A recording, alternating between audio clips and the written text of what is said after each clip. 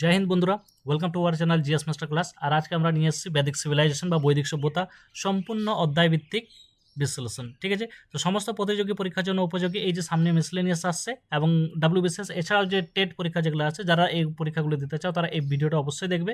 ইতিহাসের জন্য বৈদিক সভ্যতা বা বৈদিক সিভিলাইজেশন একেবারে চার্ট বা ম্যাপ দিয়ে করানো, তোমরা ভিডিওটা দেখলেই বুঝতে পারবে। হ্যাঁ, কয়েকদিন ধরে ভিডিও আনা হয়নি কারণ একটু সমস্যা ছিল, তো এরপরে আমরা রেগুলার ভিডিও নিয়ে আসবো। তো তোমরা এই চ্যানেলটা যারা এখনও সাবস্ক্রাইব করেনি অবশ্যই সাবস্ক্রাইব করে নিবি। ঠিক আছে, তো চলো শুরু করি। সম্পূর্ণ যে ম্যাপ দিয়ে আর চার্ট দিয়ে এবং মাইন্ড ম্যাপ দিয়ে বানানো আছে, তোমরা ভিডিওটা দেখলেই বুঝতে পারবে। তো চলো শুরু করি। আজকে যেটা টপিক সেটা হচ্ছে বৈদিক যুগ, ঠিক আছে, বা আর্য সভ্যতা। ঠিক আছে, তাহলে এটা টাইম পিরিয়ডটা আমরা দেখে নেবো একটু, যে এই যে পড়ে হচ্ছে 1500 খ্রিস্টপূর্বাব্দ থেকে 600 খ্রিস্টপূর্বাব্দ পর্যন্ত যে এক ঐতিহাসিক বিবর্তন, এটাই হচ্ছে বৈদিক যুগ বা বৈদিক সভ্যতার টাইম পিরিয়ড। ঠিক আছে, সম্পূর্ণ অধ্যায়ের ধাপে ধাপে বিশ্লেষণ হবে, তোমরা ভিডিওটা অবশ্যই পুরো ভিডিওটা দেখবে। ঠিক আছে, তো চলো শুরু করি। আচ্ছা, প্রথমেই আমরা দেখে নেবো যে আর্যদের আগমন। তাহলে এই যে আর্যদের আগমনের টাইম পিরিয়ডটা প্রথমে আমরা দেখে নেবো যে আদি বৈদিক যুগ। বৈদিক যুগকে দুটি ভাগে ভাগ করা হচ্ছে, একটা হচ্ছে আদি বৈদিক যুগ আর একটা হচ্ছে পরবর্তী বৈদিক যুগ। ঠিক আছে, তাহলে এই যে আদি বৈদিক যুগ, এই আদি বৈদিক যুগের সময়কাল হচ্ছে 1500 থেকে 1000 খ্রিস্টপূর্বাব্দ, আর পরবর্তী বৈদিক যুগের সময়কাল হচ্ছে 1000 থেকে 600 খ্রিস্টপূর্বাব্দ। ঠিক আছে, তাহলে সম্পূর্ণ বৈদিক যুগের সময়কাল হচ্ছে 1500 খ্রিস্টপূর্বাব্দ থেকে 600 খ্রিস্টপূর্বাব্দ। ঠিক আছে, এটারই দুটো ভাগ হচ্ছে আদি বৈদিক যুগ, পরবর্তী যুগ। ঠিক আছে, এরপর আমরা দেখে নেব এই যে আর্য বা যেটা আরিয়ান বলা আছে। এই আরিয়ান শব্দের অর্থ কি? অভিজাত বা স্বাধীন ব্যক্তি। এটি একটি ভাষাগোষ্ঠী, জাতি নয়। মনে রাখবে, এটি একটি ভাষাগোষ্ঠী, জাতি নয়। ঠিক আছে, এরপরে আদি বাসস্থান। আদি বাসস্থান হচ্ছে মধ্য এশিয়া বা যেটাকে বলা হয় কি সেন্ট্রাল এশিয়া। সেন্ট্রাল এশিয়া এই থিওরিকে ম্যাক্স মুলারের সর্বাধিক গ্রহণযোগ্য মতবাদ। মনে রাখবে, ম্যাক্স মুলারের সর্বাধিক গ্রহণযোগ্য মতবাদ, যে আর্যদের আদি বাসস্থান সম্পর্কে কার মতবাদ সর্বাধিক গ্রহণযোগ্য, এরকম পরীক্ষায় আসে, তাহলে সেটা হয়ে যাবে কি ম্যাক্স মুলার। কোথায়? সেন্ট্রাল এশিয়া বা মধ্য এশিয়া। ঠিক আছে, এবারে আর্যদের আদি যুগ যেটা আছে, সেটা এদের বাসস্থান ছিল কোথায়?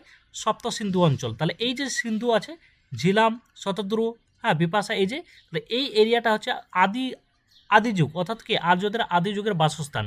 পরবর্তী বৈদিক যুগে আমরা দেখতে পাচ্ছি যে গাঙ্গীয় উপত্যকায় বিস্তার লাভ করেছিল। পরবর্তী উপত্যকায় এই যে গাঙ্গীয় উপত্যকা, গঙ্গা যমুনা, এই উপত্যকাতে বিস্তার লাভ করেছিল। তাহলে আদি যুগে হচ্ছে সপ্তসিন্ধু, পরবর্তী যুগে গাঙ্গীয় উপত্যকা বিস্তার লাভ করে। বুঝতে পারলাম? এরপরে আসছি, একটু আমরা সপ্তসিন্ধু অঞ্চলটা দেখে নেব। এই যে আর্যদের আদি বসতি এই 7টি নদী কেন্দ্রিক ছিল। ঠিক আছে, মনে রাখবে 7টি। প্রধান যেটা ছিল সেটা হচ্ছে সিন্ধু, প্রধান যেটা আছে সিন্ধু, এবং তাকে কেন্দ্র করে বাকি বিতস্তা, যার আজকের নাম হচ্ছে কি ঝেলম। ঠিক আছে, তারপরে অশ্বিনী যেটা হচ্ছে চেনাব, তারপরে হচ্ছে পুরুষনী যেটা হচ্ছে রবি, তারপরে হচ্ছে বিপাশা যেটা হচ্ছে বিয়াস, আর শতদ্রু যেটা হচ্ছে সতলেজ, আর হচ্ছে সরস্বতী। ঠিক আছে, তাহলে এই যে 7টা নদী, এই 7টা নদীকেই বলা হয় সপ্ত সিন্ধু। ঠিক আছে, এই এটাই ছিল আর্যদের আদি বাসস্থানের কেন্দ্র। পরবর্তীকালে বা পরবর্তী বৈদিক যুগে তা এই যে গাঙ্গীয় উপত্যকায় বিস্তার লাভ করে। ঠিক আছে, এরপরে চলে আসছে আমরা, সময় পিরিয়ড এখানে দেওয়া আছে। ঠিক আছে, তাহলে এগুলো তোমরা দেখবে, বারবার লিখে নিতে পারো। তোমরা এগুলো যদি নোট করতে চাও তো অবশ্যই নোট করে নিতে পারো। তাহলে এই যে বেদ, তাহলে প্রথমেই আমরা দেখবো যে বৈদিক যুগে যেটা আছে, বেদকে কেন্দ্র করে এই সভ্যতা গড়ে উঠেছিল বলে এই সভ্যতাকে বৈদিক সভ্যতা বলা হচ্ছে। ঠিক আছে, তাহলে এই যে বেদ শব্দের আক্ষরিক অর্থ হচ্ছে পরম জ্ঞান। ঠিক আছে, তাহলে অ্যাবসলিউট নলেজ। তাহলে এই যে বেদ শব্দের অর্থ হচ্ছে কি পরম জ্ঞান। এটি প্রাচীন ভারতের মূল ভিত্তি। মনে রাখবে, এটি প্রাচীন ভারতের মূল ভিত্তি। এই বেদকে শ্রুতি বলা হয়, কারণ কি এই বেদের তখন কোনো লিখিত রূপ ছিল না, এটাকে শুনে শুনেই মুখস্থ রাখা হতো বা মনে রাখা হতো, সেই জন্য একে বলা হয় কি শ্রুতি। প্রাচীনকালে কোনো লিখিত রূপ ছিল না, ঋষিদের মুখে শুনে শুনে মনে রাখা হতো বলে এই বেদের অপর নাম কি শ্রুতি। ঠিক আছে, এরপরে আসছি। আচ্ছা, 4টি বেদ। তাহলে বেদ আমরা জানি 4টি বেদ। এবার এই 4টি বেদের কী কী? প্রথমটা হচ্ছে ঋগ্বেদ, যেটা হচ্ছে সব থেকে প্রাচীনতম বা ওল্ডেস্ট। তারপর হচ্ছে সামবেদ, যার মধ্যে আছে কি সঙ্গীত, যজুর্বেদ, অথর্ববেদ। ঠিক আছে, তাহলে প্রথমে আমরা দেখে নেব ঋগ্বেদ। তাহলে ঋগ্বেদের টোটাল যেটা সূক্ত আছে সেটা কত আছে? হিমস বা সূক্ত আছে কত? 1028টি। আর মণ্ডল কটি আছে? 10টি মণ্ডল। গায়ত্রী মন্ত্র পরীক্ষায় প্রায় আসে যে গায়ত্রী মন্ত্র কত নম্বর মণ্ডলে রয়েছে, তাহলে সেটা মনে রাখবে, গায়ত্রী মন্ত্র যেটা আছে সেটা আছে কোথায়? ঋগ্বেদে আছে। আর তৃতীয় মণ্ডলে গায়ত্রী গায়ত্রী মন্ত্র আছে। ঠিক আছে, এছাড়াও আমি বলে রাখি যে ঋগ্বেদের 2 নম্বর থেকে 8 নম্বর যেটা আছে, এই 2 নম্বর থেকে 7 নম্বর, এটাকে বলা হয় ফ্যামিলি বুক। ঠিক আছে, তোমরা এগুলো এক্সট্রা যেগুলো থাকবে সেটা তোমরা লিখে রাখবে, এটাকে বলা হয় কি ফ্যামিলি বুকস। ঠিক আছে, আর 10 নম্বর যেটা আছে, এই 10 নম্বর মণ্ডলে পুরুষোক্তের উল্লেখ আছে। মনে রাখবে, পুরুষোক্তের উল্লেখ কত নম্বর আছে? 10 নম্বর মণ্ডলে পুরুষোত্তর উল্লেখ আছে। ঠিক আছে, পুরুষোত্তর উল্লেখ কত নম্বরে আছে? 10 নম্বরে পুরুষোত্তর উল্লেখ আছে। আচ্ছা, এরপরে বলে রাখি যে এই যে ঋগ্বেদা, এই ঋগ্বেদার উপবেদের নাম কি? ঋগ্বেদার উপবেদের নামই হচ্ছে কি আয়ুর্বেদা। এগুলো মনে রাখবে। ঠিক আছে, ঋগ্বেদের উপবেদের নাম হচ্ছে আয়ুর্বেদা। আর এই ঋগ্বেদের যে পৃষ্ঠ তাদের বলা হতো কর্ত্রী বা মৈত্রী। ঠিক আছে, কর্ত্রী এই নামটাই মনে রাখবে। ঋগ্বেদের যে পৃষ্ঠ বা পুরোহিত তাকে বলা হতো কি কর্ত্রী। ঠিক আছে, তাহলে কি কি পেলাম? 1028টি সূক্ত বা হিম, 10টি মণ্ডল, গায়ত্রী মন্ত্র তৃতীয় মণ্ডল রয়েছে, এবং 2 নম্বর থেকে 7 নম্বর পর্যন্ত যেটা আছে মণ্ডল এটাকে বলা হয় ফ্যামিলি বুকস। ঠিক আছে, আর 10 নম্বর মণ্ডলে পাওয়া যায় পুরুষোত্তর উল্লেখ। ঠিক আছে, আর এই ঋগ্বেদের যেটা উপবেদা তার নাম হচ্ছে কি আয়ুর্বেদা। এরপরে আসছি সামবেদ। তাহলে সামবেদ কি? সামবেদ হচ্ছে কালেকশন অফ ভার্সেস, অর্থাৎ কি এই যে ভারতীয় সঙ্গীতের মূল উৎস বলা হয় কাকে? সামবেদ। কি যজ্ঞের সময় গাওয়ার মন্ত্র, এটা হচ্ছে সামবেদ। এখানে ভারতীয় সঙ্গীতের যে মূল উৎস সেটাকে বলা হয় কি? সামবেদকে বলা হয়। ঠিক আছে, আচ্ছা এখানে একটা রাগের উল্লেখ পাওয়া যায়, সে রাগটার নাম কি? ধ্রুপদী রাগ। পরীক্ষায় প্রায় আসে যে ধ্রুপদী রাগ কোন বেদে পাওয়া যায়? সেটা হচ্ছে কি সামবেদে। ঠিক আছে, এবার এই যে সামবেদ, এই সামবেদের উপবেদের নাম কি? সামবেদের উপবেদের নাম হচ্ছে গান্ধর্ব বেদা। মনে রাখবে, সামবেদের উপবেদের নাম হচ্ছে গান্ধর্ব বেদা। ঠিক আছে, সামবেদের উপবেদের নাম কি? গান্ধর্ব বেদা। এরপরে আসছি যজুর্বেদ। যজুর্বেদ যজ্ঞের নিয়মাবলী ভাগ। এটা দুটি ভাগ আছে, একটা হচ্ছে কৃষ্ণ আর একটা হচ্ছে শুক্ল যজুর্বেদ। মনে রাখবে এই যে যজ্ঞ যেটা আছে এই যজুর্বেদ মেনলি যজ্ঞের নিয়মাবলী বর্ণনা আছে। তাহলে এই দুটি ভাগ আছে, একটা হচ্ছে কৃষ্ণ, একটা হচ্ছে শুক্ল যজুর্বেদ। ঠিক আছে, এই যজুর্বেদ যেটা আছে, যজুর্বেদের যে উপবেদ, সেই উপবেদের নাম হচ্ছে ধনুর্বেদা। ঠিক আছে, ধনুর্বেদা। যজুর্বেদের উপবেদের নাম কি? ধনুর্বেদা। তারপরে আসছে অথর্ববেদা। তাহলে এই যে অথর্ববেদা মেনলি জাদু চিকিৎসা, জাদুটনা, বশীকরণ, আয়ুর্বেদ, রোগ নিরাময়, এই অথর্ববেদে বর্ণনা করা আছে। ঠিক আছে, আর এই অথর্ববেদের যেটা উপবেদ আছে সেটার নাম কি? শিল্পবেদা। ঠিক আছে, এরপর আসছি বেদের 4 উপভাগ। ঠিক আছে, এই যে বেদ যেটা আছে এই বেদের 4 উপভাগ আমরা যদি দেখি তাহলে প্রথমে যে পেয়ে যাচ্ছে সংহিতা, তারপরে ব্রাহ্মণ, আরণ্যক, উপনিষদ। ঠিক আছে, এটা বেদের 4 উপভাগ পরে আসছে। এটা হচ্ছে আচার থেকে দর্শনের যাত্রা। আমরা দেখছি সংহিতা। এই সংহিতাতে কি বর্ণনা আছে? না ঈশ্বরের বন্দনা। ঠিক আছে, এটা মনে রাখবে, সংহিতাতে কি বর্ণনা আছে? ঈশ্বরের বন্দনা। দেবতাদের উদ্দেশ্যে নিবেদিত মূল মন্ত্র ও প্রার্থনার সংকলন কোথায় পাওয়া যায়? সংহিতাতে পাওয়া যায়। ব্রাহ্মণে কি পাওয়া যায়? ব্রাহ্মণের নিয়ম ও ব্যাখ্যা পাওয়া যায়। সংহিতা মন্ত্রের গদ্যরূপ ও জটিল যজ্ঞের নিয়মের সহজ ব্যাখ্যা পাওয়া যায় কোথায়? ব্রাহ্মণে। ঠিক আছে, এরপরে আসছে আরণ্যক। আরণ্যকের বিষয়বস্তু কি? এগুলো প্রায় পরীক্ষায় আসে, মেনলি WBCS পরীক্ষা বা এই যে টেট পরীক্ষা যেগুলো আছে এই টেট পরীক্ষায় প্রায় দেওয়া থাকে। আরণ্যকে পাওয়া যায় ধ্যান ও তত্ত্ব। বনের শান্ত পরিবেশে বসে চর্চিত গভীর আধ্যাত্মিক ও দার্শনিক তত্ত্ব ব্যাখ্যা আছে কোথায়? আরণ্যকে। আর লাস্টে যেটা আছে সেটা হচ্ছে উপনিষদ, যেটাকে বলা হয় কি? বেদান্ত বলা হয়। কারণ কি? এটা বেদের শেষে লেখা হয়েছিল, বেদের শেষ ভাগ বলা হয় একে, বেদান্তকে, উপনিষদকে, তাই একে বলা হয় বেদান্ত। জাগতিক আচার আচরণ বর্জন করে আত্মা ও ব্রহ্মের মিলন সম্পর্কিত জটিল দর্শন যেটা পাওয়া যায় সেটা হচ্ছে উপনিষদে। ঠিক আছে, তাহলে দর্শন স্তরের গভীরতা আমরা দেখতে পেলাম যে আচার থেকে দর্শনের যাত্রা 4টি পাঠে পেয়েছি। একটা সংহিতা, ব্রাহ্মণ, আরণ্যক, উপনিষদ। প্রত্যেকের আমরা দেখতে পেলাম যে প্রত্যেকটির বিষয়বস্তু কি? সংহিতাতে আছে ঈশ্বরের বন্দনা, ব্রাহ্মণে আছে নিয়ম ও ব্যাখ্যা, জটিল যে গদ্যরূপ যেটা আছে জটিল যজ্ঞের নিয়মের সহজ ব্যাখ্যা পাওয়া যায় ব্রাহ্মণে, আরণ্যকে পাওয়া যায় ধ্যান ও তত্ত্ব, আর উপনিষদ যেটা আছে সেটাকে বেদান্ত বলা হয়। এটাতে পাওয়া যায় কি? আত্মা ও ব্রহ্মের মিলন সম্পর্কিত জটিল দর্শনের ব্যাখ্যা। এরপর আসছি বেদাঙ্গ। তাহলে আমরা জানি বেদাঙ্গ কটি? বেদাঙ্গ হচ্ছে ছটি। তাহলে এই যে 6টি বেদাঙ্গ যেটাকে আমরা সহায়ক বিদ্যা বলে থাকি। ঠিক আছে, তাহলে এই বেদাঙ্গ যেটা আছে, বেদ যেটা আছে, এটাকে সহজভাবে ব্যাখ্যা করার জন্য এর সহায়ক রূপে 6টি পাঠ পাওয়া যায়, সেটাকে বলা হয় বেদাঙ্গ। বেদাঙ্গকে বললে কি হবে? বেদের অঙ্গ। ঠিক আছে, তাহলে এটা হচ্ছে 6টি। প্রথমে পেয়ে যাচ্ছে শিক্ষা। এই শিক্ষা যেটা আছে সঠিক উচ্চারণ বিদ্যা। শিক্ষাতে কি পাওয়া যায়? সঠিক উচ্চারণ বিদ্যা। তারপর হচ্ছে কল্প, ধর্মীয় আচার ও যজ্ঞের নিয়মাবিধি, এটা কল্পে পাওয়া যায়। ব্যাকরণ, ভাষার ব্যাকরণগত নিয়মাবলী। তারপরে নিরুক্ত, বৈদিক শব্দের উৎপত্তি বা নিরুক্তি। নিরুক্ত যেটা আছে সেটা হচ্ছে বৈদিক শব্দের উৎপত্তি বা নিরুক্তি, যেটাকে আমরা বলি কি? এটোমোলজি। ঠিক আছে, তারপর হচ্ছে ছন্দ, মন্ত্র পাঠের জন্য ছন্দের সঠিক জ্ঞান, সেটা হচ্ছে ছন্দতে পাওয়া যায়। ঠিক আছে, এরপর হচ্ছে জ্যোতিষ, যজ্ঞের সঠিক শুভ সময় বা লগ্ন নির্ধারণের বিদ্যা, সেটাকে বলা হয় জ্যোতিষ। এটা আশা করি আমরা সবাই জানি। তাহলে এই যে বেদাঙ্গ, 6টি বেদাঙ্গ, এই 6টি বেদাঙ্গকে দেওয়া হলো, কোনটাতে কী বিষয় দেওয়া আছে সেটাও বলা হলো। ঠিক আছে, এরপর আসছি উপবেদ। ঠিক আছে, যেটা আগেই বলা হলো উপবেদ। উপবেদ বা পাঠ এই যে আছে চারটি, ঋগ্বেদ, এটা হচ্ছে মূল বেদ, ঋগ্বেদ, যজুর্বেদ, সামবেদ, অথর্ববেদ। এদের উপবেদ কী কী?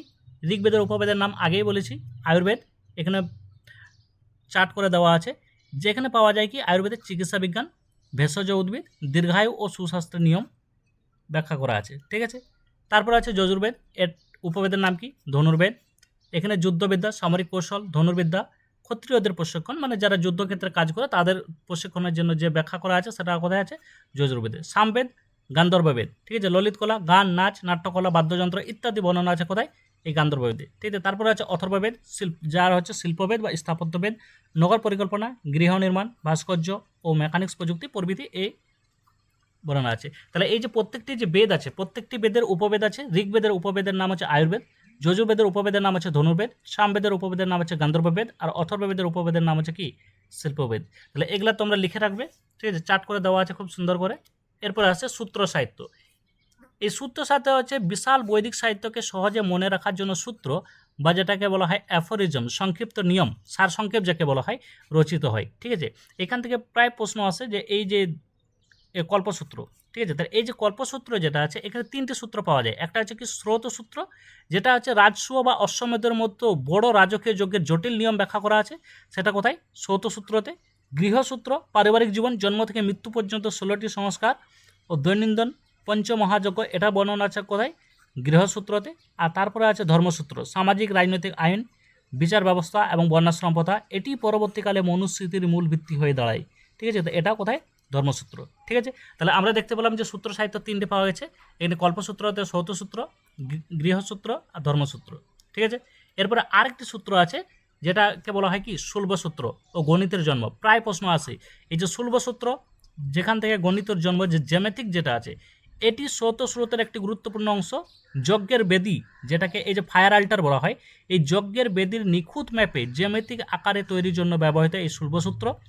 এখানে একটু আমাদের মনে রাখা দরকার যে ধর্মীয় আচারের প্রয়োজনে এখানে প্রাচীন ভারতের জ্যামিতি ও গণিতের মূল নিয়মাবলী সর্বপ্রথম আলোচনা করা আছে। একে ভারতীয় জ্যামিতির আদি উৎস বলা হয়।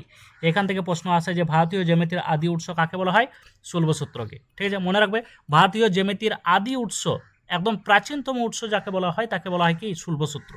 ঠিক আছে, এরপর আসছি ষড়দর্শন বা 6 স্কুলস অফ ফিলোসফি। এটা আমরা দেখে নেব যে ভারতীয় ষড়দর্শন যেটা আছে, এই ভারতীয় ষড়দর্শন কী কী? ষড় মানে হচ্ছে 6, তাহলে 6টি দর্শনের উপর ভিত্তি করে ভারতীয় ষড়দর্শন গড়ে উঠেছে। এই ষড়দর্শন কি? প্রথম যেটা আছে সেটা হচ্ছে সাংখ্য দর্শন। ঠিক আছে, প্রতিষ্ঠাতাগুলো মনে রাখবে মহর্ষি কপিল। প্রায় পরীক্ষায় আসে ষড়দর্শন যেটা আছে, ষড়দর্শনের প্রথম ভাগ যেটা আছে, প্রথম পার্ট, সেটা হচ্ছে সাংখ্য দর্শন। প্রতিষ্ঠাতা হচ্ছে মহর্ষি কপিল। এটি ভারতীয় দর্শনগুলির মধ্যে প্রাচীনতম। মনে রাখবে ভারতীয় দর্শনগুলির মধ্যে প্রাচীনতম দর্শনের নাম হচ্ছে সাংখ্য দর্শন, যার প্রতিষ্ঠাতা হচ্ছে মহর্ষি কপিল। 2 নম্বর হচ্ছে যোগ দর্শন, প্রতিষ্ঠাতা মহর্ষি পতঞ্জলি। মূল ভিত্তি কি? চিত্তবৃত্তি নিরোধ ও প্রাণায়াম, মানে যোগ দর্শন। ঠিক আছে, তাহলে এটা হচ্ছে কি যোগ দর্শন, প্রতিষ্ঠাতাকে মহর্ষি পতঞ্জলি। নামগুলো মনে রাখবে। ন্যায় দর্শন, ন্যায় দর্শনের প্রতিষ্ঠাতাকে মহর্ষি গৌতম। মূলত যুক্তিবিদ্যা ও প্রমাণ তত্ত্বের ওপর ভিত্তি করে, অর্থাৎ লজিক। ঠিক আছে, তাহলে এটাকে মহর্ষি গৌতম। এরপর আসছি 4 নম্বরে বৈশেষিক দর্শন, মহর্ষি কনাদ। প্রতিষ্ঠাতা মহর্ষি কনাদ। তিনি প্রথম পরমাণু বা কণার তত্ত্ব দেন। একে ভারতীয় পরমাণুবাদের উৎস বলা হয়। কণা অর্থাৎ অ্যাটম। ঠিক আছে, কণা অর্থাৎ কি অ্যাটম। তাহলে অ্যাটমের যে প্রথম পারমাণবিক যে আছে, এই তত্ত্বকে দেন মহর্ষি কনাদ। কোন দর্শনে? বৈশেষিক দর্শনে। এরপর আসছি পূর্ব মীমাংসা। এই যে পূর্ব মীমাংসা, মহর্ষি জয়মিনী। ঠিক আছে, মূল ভিত্তি কি? বেদের কর্মকাণ্ড ও যজ্ঞের মন্ত্রের ব্যাখ্যা দেয়। পূর্ব মীমাংসা প্রতিষ্ঠাতাকে মহর্ষি জয়মিনী, বেদের কর্মকাণ্ড ও যজ্ঞের মন্ত্রের ব্যাখ্যা দেয়। 6 নম্বরে আসছে বা ষড়দর্শনের শেষ পাঠ উত্তর মীমাংসা বা বেদান্ত। প্রতিষ্ঠাতাকে মহর্ষি বাদবায়ন। ঠিক আছে, মূল ভিত্তি ব্রহ্মসূত্র বা উপনিষদের জ্ঞানকাণ্ডের ওপর ভিত্তি করে রচিত। ঠিক আছে, তো এখানে ষড়দর্শন বা যে 6টা দর্শন আছে সেটা কমপ্লিট হলো। এরপরে আসছি বেদান্ত দর্শন। ঠিক আছে, এই যে বেদান্ত দর্শন যেটা আছে, এই বেদান্ত এটা কি উপনিষদ। উপনিষদকে বেদান্ত বলা হয়, অর্থাৎ বেদের শেষ ভাগ। এটা বেদ অন্ত বা শেষ অংশ, একেই বলা হয় বেদান্ত। আর উপনিষদকেই বলা হয় বেদান্ত। ঠিক আছে, তাহলে এই 3টে বেদকে বলা হয় কি প্রস্তান্তই। মনে রাখবে 3টি উপনিষদ আছে। একটা উপনিষদ ভগবদ্গীতা, ব্রহ্মসূত্র, এই তিনটিকে একত্রে বলা হয় কি প্রস্থানত্রয়ী। প্রায় পরীক্ষায় আসে, এটা মনে রাখবে যে প্রস্থানত্রয়ী কাকে বলা হয় না উপনিষদ, ভগবদ্গীতা ও ব্রহ্মসূত্র এই তিনটিকে একত্রে প্রস্থানত্রয়ী বলা হয়। বেদান্ত কাকে বলা হয়? উপনিষদকে বলা হয়, যেহেতু বেদের শেষ ভাগ সেটাকে এই জন্য একে বলা হয় বেদান্ত। ঠিক আছে, উপনিষদকেই বলা হয় বেদান্ত, এবং উপনিষদ, ভগবদ্গীতা এবং ব্রহ্মসূত্র এই তিনটিকে একত্রে বলা হয় কি প্রস্থানত্রয়ী। ঠিক আছে, এরপরে আসছি মূল ধারণা কি। এই যে মূল ধারণা, এই মূল ধারণা হচ্ছে কি ব্রহ্ম বা যাকে আমরা পরম সত্য বলি, জগতের মূল কারণ। আর এই যে তার মধ্যেই আছে কি আত্মা। এখানে বলছে যে মানুষের আত্মা প্রকৃতপক্ষে ব্রহ্মেরই অংশ, অর্থাৎ সেই জন্য এই যে আত্মা আছে এটা আছে ব্রহ্মের মধ্যে রাখা হয়েছে। এই দেখো আত্মা যেটা আছে ব্রহ্মের মধ্যে রাখা হয়েছে, এই ব্যাখ্যাটাই পাওয়া যায় এই উপনিষদ থেকে। ঠিক আছে, মূল কাণ্ডকে আত্মজ্ঞান অর্জন ও মোক্ষ লাভ, এই উপনিষদের মূল লক্ষ্যই হচ্ছে কি আত্মজ্ঞান অর্জন বা মোক্ষ লাভ। সেই জন্য আত্মাকে রাখা হয়েছে ব্রহ্মের ভিতরে, কারণ কি এখানের ব্যাখ্যা যেটা আছে সেটা হচ্ছে মানুষের আত্মা প্রকৃতপক্ষে ব্রহ্মেরই অংশ, সেই জন্য আত্মাকে দেখো এই যে ডায়াগ্রাম করে এটা ঠিক ভিতরে রাখা হয়েছে। বুঝতে পারলাম? এরপর আসছি বেদান্তের তিনটি প্রধান শাখা। মনে রাখবে বেদান্তের তিনটি প্রধান শাখা বেদান্ত দর্শনের, একটা আছে অদ্বৈতবাদ, একটা আছে বিশিষ্ট দ্বৈতবাদ, আর একটা আছে শুধুমাত্র দ্বৈতবাদ। ঠিক আছে, এই তিনটি পরীক্ষায় আসে, সবথেকে বেশি যেটা আছে সেটা হচ্ছে অদ্বৈতবাদ। প্রতিষ্ঠাতাকে আদি শঙ্করাচার্য। অদ্বৈতবাদের প্রতিষ্ঠাতা হচ্ছে আদি শঙ্করাচার্য। আদি শঙ্করাচার্যের মতবাদ কি জীব ও ব্রহ্মের মধ্যে কোনো ভেদ নেই, অর্থাৎ যেটা জীব ও ব্রহ্মের মধ্যে কোনো ভেদ নেই। ঠিক আছে, ব্রহ্ম সত্য জগৎ মিথ্যা। সেই জন্য এই যে ডায়াগ্রাম যেটা ভেন ডায়াগ্রাম যেটা দেওয়া আছে সেটা দেখো এই যে জগৎ যেটা আছে সেখানে আত্মা আর ব্রহ্ম এক করে দেওয়া আছে। ঠিক আছে, এদিকে বিশিষ্ট দ্বৈতবাদ যেটা আছে এর প্রতিষ্ঠাতা হচ্ছে কি রামানুজ। বিশিষ্ট দ্বৈতবাদের প্রতিষ্ঠাতা হচ্ছে রামানুজ। এখানে বলছে ব্রহ্ম অদ্বিতীয় সত্য, তবে জগৎ ও জীব সম্পূর্ণ মিথ্যা নয়, তারা ব্রহ্মেরই অংশ বা বিশেষণ। সেজন্য ডায়াগ্রামটা এভাবে বানানো হয়েছে। ঠিক আছে, দেখো ব্রহ্ম অদ্বিতীয় সত্য, ঠিকই, মানে ব্রহ্ম হচ্ছে এক। ঠিক আছে, তবে জগৎ ও জীব সম্পূর্ণ মিথ্যা নয়। ঠিক আছে, তারা ব্রহ্মেরই অংশ বা বিশেষণ, এটা বলছে কি রামানুজ। এরপর বলছে দ্বৈতবাদ। এই দ্বৈতবাদের প্রতিষ্ঠাতাকে মাধবাচার্য। তিনি কি বলছেন জীব ও ব্রহ্ম সম্পূর্ণ আলাদা সত্তা। এখানে সম্পূর্ণ আলাদা, একবারে অপোজিট বলছে অদ্বৈতবাদের থেকে দ্বৈতবাদ। কি বলছে জীব ও ব্রহ্ম সম্পূর্ণ আলাদা, সেই জন্য দেখো ভেন ডায়াগ্রাম এখানে আলাদা, টোটাল আলাদা করে দেওয়া আছে। ঠিক আছে, তাহলে ভারতীয় ধর্ম ও দর্শন বেদান্তের এই শাখাগুলির গভীর প্রভাব রয়েছে, দেখে নেবে একটু। এরপর আসছি বৈদিক যুগের সমাজ, প্রশাসন, দর্শন। ঠিক আছে, দেখে নিই প্রশাসনিক স্তরের ক্রমবিকাশ আমরা দেখে নেব। প্রথমে সবথেকে যেটা একদম লোয়েস্ট ইউনিট বা সবথেকে যেটা প্রাথমিক, ঠিক আছে প্রাইমারি যেটা, সেটা হচ্ছে কুল বা পরিবার। ঠিক আছে, এই কুল বা পরিবারকে বলা হয় ফার্স্ট ইউনিট। এর প্রধান হচ্ছে কি কুলপ বা গৃহপতি, এগুলো পরীক্ষায় আসে, লিখে রাখবে তোমরা। ঠিক আছে, বা কুল বা পরিবার এর সব থেকে যে বৈদিক যুগে যদি সামাজিক ভিত্তি দেখি, সামাজিক ভিত্তির প্রথম ইউনিট হচ্ছে কুল বা পরিবার। তারই প্রধান হচ্ছে কি কুলপ বা গৃহপতি। তারপরে আসছে কয়েকটি পরিবার মিলে পরে তৈরি হচ্ছে গ্রাম। এই গ্রামের প্রধান হচ্ছে গ্রামণী, কয়েকটি কুলের সমাহার, অর্থাৎ কুল অর্থাৎ কি ফ্যামিলির একটা জায়গায় থাকা, সেটাকে বলছে গ্রাম। তারপরে হচ্ছে বিশ, অর্থাৎ প্রধানকে বিশপতি, কয়েকটি গ্রামের সমাহার, যেটাকে আমরা এখনকার দিনে মহকুমা বলি। তারপরে হচ্ছে জন। ঠিক আছে, এই জন যেটা আছে এর হেডকে বলা হয় রাজন বা রাজা উপজাতি। ঠিক আছে, ঋগ্বেদের জন শব্দটি 275 বার উল্লেখিত হয়েছে। ঠিক আছে, এটা জাস্ট ফ্যাক্ট হিসাবে দেওয়া আছে। তারপর আছে জনপদ, যখন কয়েকটা জন মিলে পরে একটি জনপদ হয়। এটা বিশেষ করে হয়েছিল কোথায়? পরবর্তী বৈদিক যুগে জন থেকে একটি সম্পূর্ণ ভৌগোলিক রাজ্য রূপান্তরিত হয় এবং সেটাকেই বলা হয় মহাজনপদ। আমরা জানি কতগুলি মহাজনপদ আছে, 16টি মহাজনপদ আছে, যেটি আমরা পরবর্তী যেটা ভিডিও আসবে এই পরবর্তী ভিডিও আমরা নিয়ে আসবো 16 মহাজনপদের ওপরে। ঠিক আছে, তো যারা চ্যানেলটি সাবস্ক্রাইব করেনি এখনই সাবস্ক্রাইব করে নাও, জিএস মাস্টার ক্লাস। ঠিক আছে, তাহলে চারটা আমরা দেখতে পেলাম, কুল যার হেডকে কুলপ বা গৃহপতি, তারপরে আছে গ্রাম, তারপর আছে বিশ, তারপর আছে জন, তারপর আছে জনপদ। ঠিক আছে, এরপরে আসছে আচ্ছা মনে রাখবে যে বৈদিক যুগে যে সমাজ ব্যবস্থা ছিল সেটা ছিল কি পিতৃতান্ত্রিক। ঠিক আছে, এরপরে আসছি রাজার ক্ষমতা ও গণতান্ত্রিক পরিষদ। তাহলে রাজার ক্ষমতা যদি দেখি আমরা, তাহলে বৈদিক এই যে রাজার ক্ষমতার বিবর্তন, ঠিক আছে, যে বৈদিক যুগে রাজা বা রাজন ছিলেন কেবল যুদ্ধনেতা বা গোপতি। মনে রাখবে আদি বৈদিক যুগের কথা বলা আছে।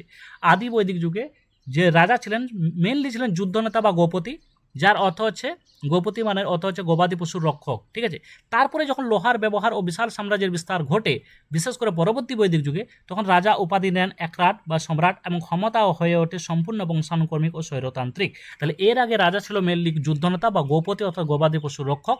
ঠিক আছে, পরবর্তীকালে রাজার ক্ষমতার বিশাল পরিবর্তন ঘটে এবং রাজা হয়ে ওঠেন বংশানুক্রমিক ও স্বৈরতান্ত্রিক। ঠিক আছে, গণতান্ত্রিক পরিষদ যদি দেখি তাহলে দুটি পাওয়া যায়, একটা হচ্ছে সভা আর একটা হচ্ছে সমিতি। ঠিক আছে, সভা যেটা আছে, সভা মেনলি অভিজাত ও প্রবীণদের নিয়ে গঠিত ছোট সভা, এবং সমিতি হচ্ছে সাধারণ জনগণের কেন্দ্রীয় সভা। এটি পরবর্তী বৈদিক যুগে যদি দেখি তাহলে এই সভাগুলির ক্ষমতা সম্পূর্ণ লোপ পায় এবং নারীদের অংশগ্রহণ সম্পূর্ণ নিষিদ্ধ করা হয়। কিন্তু আদি বৈদিক যুগে নারীদের অংশগ্রহণ বিশেষভাবে লক্ষ্য করা যায়। পরবর্তী বৈদিক যুগে নারীদের অংশগ্রহণ বা নারীদের ক্ষমতা বা নারীদের যে কী বলবো স্বাধীনতা, সেটি বিশেষভাবে খর্ব হয়, পরবর্তী স্লাইডে আমরা দেখতে পাবো। ঠিক আছে, এরপর আসছি রাজনৈতিক বিবর্তন। রাজনৈতিক আমরা বিবর্তন দেখতে পাচ্ছি কুল, পরিবার, পরিবার থেকে আসছে গ্রাম, গ্রাম থেকে আসছে বিষ, বিষ থেকে আসছে জন, জন থেকে আসছে জনপদ, যেটাকে আমরা আঞ্চলিক কাঠামো বলছি। রাজা, রাজা আদি যুগে প্রজাদের রক্ষাকর্তা মাত্র, সর্বসর্বা নন। কিন্তু পরবর্তী বৈদিক যুগে দেখতে পাই যে ক্ষমতা বৃদ্ধি পায়, প্রতিবংশানুক্রমিক হয়। পরবর্তী যুগে রাজার প্রতিপত্তি বাড়াতে অশ্বমেধ, রাজসয় এবং বাজপেয়ী যজ্ঞ শুরু হয়। এগুলো ইম্পর্টেন্ট। ঠিক আছে, এরপরে আসছে সামাজিক কাঠামো। সামাজিক কাঠামো যেটাকে আমরা বর্ণপ্রথা বা বর্ণ সিস্টেম বলছি। তাহলে এই বর্ণ সিস্টেম যদি দেখি তাহলে এই চারটি সমাজের যে চারটি স্তর আমরা দেখতে পাবো। একটা হচ্ছে ব্রাহ্মণ, ক্ষত্রিয়, বৈশ্য, শূদ্র। ঠিক আছে, ব্রাহ্মণ, ক্ষত্রিয়, বৈশ্য, শূদ্র। আদি বৈদিক যুগে যদি দেখি তাহলে এই যে এটা হচ্ছে নমনীয়, নমনীয় অর্থাৎ কি ফ্লেক্সিবল, পেশার ওপর ভিত্তি করে নির্ধারিত হতো, বংশানুক্রমিক নয়। আদি বৈদিক যুগে পেশার ওপর ভিত্তি করে এই সামাজিক কাঠামো নির্ধারিত হতো, বংশানুক্রমিক নয়। ঋগ্বেদে দশম মণ্ডলে পুরুষোত্তের প্রথম চতুর্বর্ণের উল্লেখ আছে। পরবর্তী বৈদিক যুগে বর্ণপ্রথা কঠোর হয়ে দাঁড়ায় এবং জন্মগত হয়ে দাঁড়ায়। মানে বলতে যাচ্ছে যে আদি বৈদিক যুগে যে কেউ ব্রাহ্মণ হতো সেটা পেশার ভিত্তিতে হতো, জন্মের ভিত্তিতে নয়। কিন্তু পরবর্তী বৈদিক যুগে হয়ে দাঁড়ায় বর্ণপ্রথা কঠোর হয়ে যায় এবং এটি জন্মগত হয়ে দাঁড়ায়, অর্থাৎ ব্রাহ্মণের ছেলে বা ক্ষত্রিয়ের ছেলে ক্ষত্রিয় হবে। এই যে বংশানুক্রমিক, এটা হয়ে যায় পরবর্তী বৈদিক যুগে। আদি বৈদিক যুগে এটির কোনো অস্তিত্ব ছিল না। এরপর আসছি কর ব্যবস্থা, যেটাকে বলা হচ্ছে প্রধান জীবিকার প্রবর্তন। কর ব্যবস্থা যদি দেখি, ট্যাক্সেশন যদি দেখি, বালি এক ধরনের, এইটা বহুবার পরীক্ষা এসেছে। বালি আদি বৈদিক যুগে প্রজারা রাজাকে, প্রজার বানানটা দেখবে, ঠিক আছে, প্রজারা স্বেচ্ছায় উপহার দিত, সেটাকে বলা হতো বালি। এই যে বাধ্যতামূলক কর, পরবর্তী যুগে এটি বাধ্যতামূলক ও নিয়মিত করে পরিণত হয়। যে আদি বৈদিক যুগে প্রজারা স্বেচ্ছায় রাজাকে উপহার হিসাবে যেটি দিত সেটির নাম হচ্ছে বালি। পরবর্তী যুগে এটি হয়ে যায় কি বাধ্যতামূলক কর। তারপর হচ্ছে ভাগদুগ্ধ। এটা কোনো কোনো জায়গায় ভাগদুগ্ধ আছে, কোনো কোনো জায়গায় ভাগদুগ আছে, ভাগদুগ। ঠিক আছে, কর আদায়ের জন্য নিযুক্ত বিশেষ কর্মকর্তা, বহুবার পরীক্ষা এসেছে ভাগদুগ। ও বৈদিক যুগে কর আদায়ের জন্য নিযুক্ত বিশেষ কর্মকর্তাকে বলা হতো ভাগদুগ। ঠিক আছে, এরপরে অর্থনীতির মূল ভিত্তি। আদি বৈদিক যুগে ছিল মেনলি পশুপালন, অর্থনীতি ছিল সম্পূর্ণ পশুপালন ভিত্তিক, গরু ছিল প্রধান সম্পদ ও মূল্যের পরিমাপক। ঠিক আছে, পরবর্তী বৈদিক যুগে আর্যরা গাঙ্গীয় উপত্যকায় স্থায়ী হয় এবং কৃষিকাজ প্রধান জীবিকায় পরিণত হয়। প্রযুক্তিগত বিপ্লব হিসাবে যদি দেখি তাহলে লোহার লাঙল ও সেচ ব্যবস্থা ব্যবহারের ফলে উদ্বৃত্ত অর্থাৎ সারপ্লাস ফসল উৎপাদন হয়, যার ফলে কৃষিকার্য থেকে মেন জীবিকা শিফট হয়ে যায়, পশুপালন থেকে জীবিকা শিফট হয়ে যায় কৃষিকাজে। ঠিক আছে, এরপরে আসছি অর্থনীতি। এই যে পশুপালন থেকে অর্থনীতি, গরু ছিল শ্রেষ্ঠ সম্পদ, সেই জন্য গরু সংগ্রহের জন্য যুদ্ধ হতো, যাকে বলা হতো গাভিষ্টি। পরবর্তী বৈদিক যুগে প্রধান ভিত্তি কৃষি, লোহার ব্যবহার, যাকে বলা হতো শ্যাম আয়াস বা কৃষ্ণ আয়াস। কৃষিতে বিপ্লব আনে। বাণিজ্য, প্রথমে বিনিময় প্রথা, এটা মনে রাখবে, বার্টার সিস্টেম। পরে মুদ্রার মতো নিক্স ও মোনা এর ব্যবহার শুরু। তাহলে পরবর্তী বৈদিক যুগের যে মুদ্রা সেটা হচ্ছে কি নিক্স, মোনা। ঠিক আছে, প্রথমে কি ছিল? প্রথমে ছিল বার্টার সিস্টেম, অর্থাৎ বিনিময় প্রথা, একের বদলে অন্য জিনিস নেওয়া, অন্যের বদলে আরেক জিনিস দেওয়া। তাহলে এই যে এটাকে বলা হয় বার্টার সিস্টেম। তাহলে পরবর্তী বৈদিক যুগে মনে রাখবে শ্যাম অয়াস বা কৃষ্ণ অয়াস, যাকে লোহা বলা হতো, এর ব্যবহারের ফলে কৃষিতে বিপ্লব আসে, যার ফলে প্রোডাকশন যেটা আছে সেটা প্রোডাকশন অনেক বেশি হয়, যার ফলে ধীরে ধীরে বাণিজ্যে বিনিময় প্রথা, এই যে বার্টার সিস্টেমের বদলে নিক্স ও মোনার স্বর্ণখণ্ড বা মুদ্রার ব্যবহার শুরু হয়। এরপর আসছি কৃষি। এই যে কৃষি বাণিজ্য শিল্প দেখি, শস্যের বিবর্তন। আদি যুগ বা ঋগ্বেদে কেবল জব বা বার্লির উল্লেখ পাওয়া যায়। পরবর্তী যুগে নতুন শস্য হিসেবে ব্রীহি, এই যে ধান, এর নাম টার্মগুলো মনে রাখতে হবে। ধানকে কি বলা হতো? ব্রীহি বলা হতো। গমকে কি বলা হতো? গোধূম বলা হতো। চাষের উল্লেখ পাওয়া যায়। ঠিক আছে, তাহলে আদি বৈদিক যুগে কেবল জব বা বার্লির উল্লেখ পাওয়া গেলেও পরবর্তী বৈদিক যুগে ব্রীহি, যাকে বলা হয় ধান, গোধূম, যাকে বলা হয় গম, চাষের উল্লেখ পাওয়া যায়। ঠিক আছে, তাহলে বিনিময় মাধ্যম ও মুদ্রা যদি দেখি, প্রথম বিনিময় মাধ্যম ছিল বার্টার সিস্টেম এবং গরুর মাধ্যমে লেনদেন। পরে বাণিজ্য প্রসারে নিক্স ও মোনা স্বর্ণখণ্ড আসে। শতমান যেটা আছে এটা রৌপ্য মুদ্রা। ঠিক আছে, মনে রাখবে শতমানটা রৌপ্য মুদ্রা, নিক্স ও মোনা এটা হচ্ছে স্বর্ণখণ্ড, আর শতমান হচ্ছে কি রৌপ্য মুদ্রা। ঠিক আছে, এরপর আসছি শিল্প ও মৃৎ শিল্প। রথ তৈরি, চর্মশিল্প, ধাতু শিল্পের ব্যাপক উন্নতি। প্রধান বৈশিষ্ট্য হচ্ছে পিজিডাব্লিউ, এই যে এটা ঠিক আছে, পেন্টেড গ্রে ওয়্যার বা চিত্রিত ধূসর মাটির পাত্রের ব্যবহার। এরপরে আসি নারীর সামাজিক অবস্থান, স্ট্যাটাস অফ ওমেন। আদি বৈদিক যুগে ছিল কি নারীর মর্যাদা ছিল উচ্চ মর্যাদা, ঠিক আছে। সমাজে নারীদের স্থান অত্যন্ত উচ্চে ছিল। শিক্ষা দীক্ষা উপায়ন পেতে বা পৈতে সংস্কারের অধিকারী ছিলেন। রাজনৈতিক সভা সমিতির বৈঠকে অংশ নিতেন। বাল্যবিবাহ বা সতীদাহ প্রথার কোনো অস্তিত্ব ছিল না। এটা মনে রাখবে, বাল্যবিবাহ বা সতীদাহ প্রথার কোনো অস্তিত্ব ছিল না আদি বৈদিক যুগে। পরবর্তী বৈদিক যুগে দেখি আমরা কি মর্যাদা হ্রাস পাচ্ছে, নারীদের এই সমস্ত অধিকার কেড়ে নেওয়া হয়, মর্যাদা ব্যাপকভাবে হ্রাস পায়, রাজনৈতিক ও সামাজিক সভায় অংশগ্রহণ সম্পূর্ণ নিষিদ্ধ হয়। আচ্ছা, এরপরে যদি দেখি আমরা তাহলে এক্ষেত্রে অপালা, বিখ্যাত নারী যদি দেখি বিদুষী নারী, তাহলে অপালা, ঘোষা, ঠিক আছে, তারপরে লোপামুদ্রা প্রমুখ, ঠিক আছে, প্রমুখ বিদুষী নারীর উল্লেখ পাওয়া যায়। এরপরে আসছে দেখে 4 স্টেজ অফ লাইফ, যেটাকে বলা হয় চতুরাশ্রম প্রথা।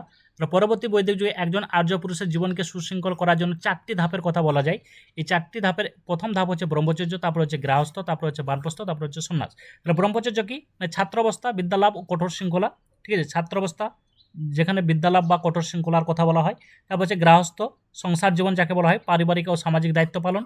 তারপর হচ্ছে বানপ্রস্থ, অরণ্যে ধ্যান, বিশেষ করে বনবাস ও আংশিক সন্ন্যাস, কমপ্লিট সন্ন্যাস না, আংশিক সন্ন্যাস অর্থাৎ পার্সিয়াল যেটা আছে সেটা বানপ্রস্থ।